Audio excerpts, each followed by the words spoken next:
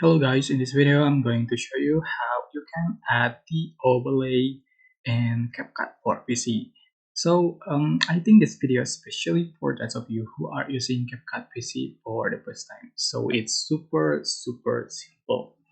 For instance, I'm going to select one image and to the main track, and how you can add the overlay.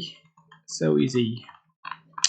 You are just going to select your element, videos or photos or images you like to add as an overlay.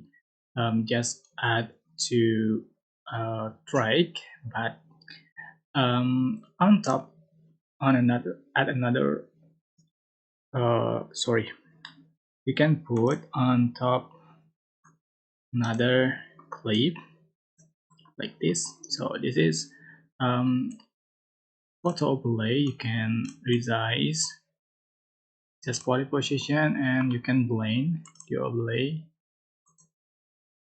like this. You can remove the background. There you go. Resize like this, and you can add more overlays. So select another image and resize and change for the position, and you can blend like this. Go. That's it. Yeah, I hope this tutorial was helpful for you guys. Don't forget to like, comment, share, and also subscribe.